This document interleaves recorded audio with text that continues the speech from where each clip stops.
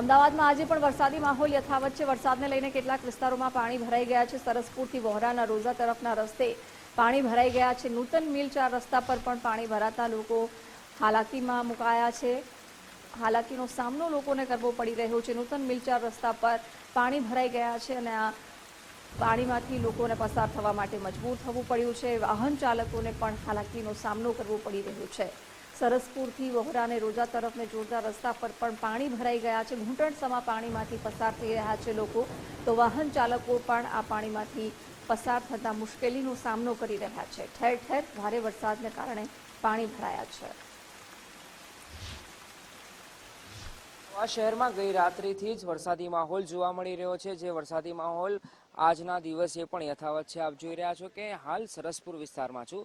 સરસપુર વિસ્તારમાં વોરાના રોજાની બહારનો આ રસ્તો છે અને નૂતન મિલ 4 રસ્તા તરીકે આ વિસ્તારને ઓળખવામાં આવે છે। તો અહીંયા કયા પ્રકારની પરિસ્થિતિ છે આપ જોઈ રહ્યા છો કે ઘૂંટણથી ઉપર સુધીના પાણી હાલ જોવા મળી રહ્યા છે।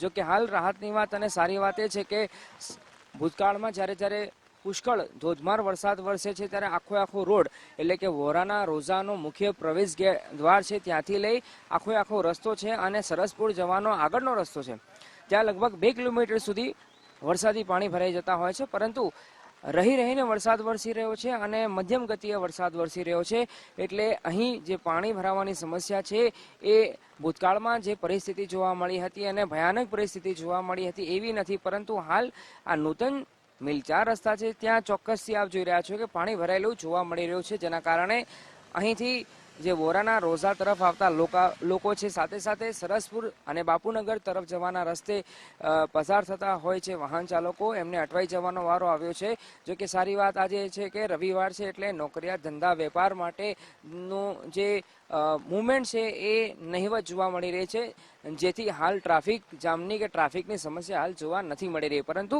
આજે જે સ્થાનિક લોકો છે અને અહીંથી પસાર થતા હોય છે એ લોકો માટે તો મહા મુશ્કેલી એ પરેશાની ભોગવવાનો વારો આવ્યો છે અને બની શકે છે જો વરસાદનો ફ્લો વધે તો હજુ પણ આ વરસાદી પાણી રસ્તા પર વધુ ફેલાય તો નવાય નહીં। કેમેરા પર્સન જય જાની સાથે અર્પિત દરજી, ગુજરાત ફર્સ્ટ, અમદાવાદ।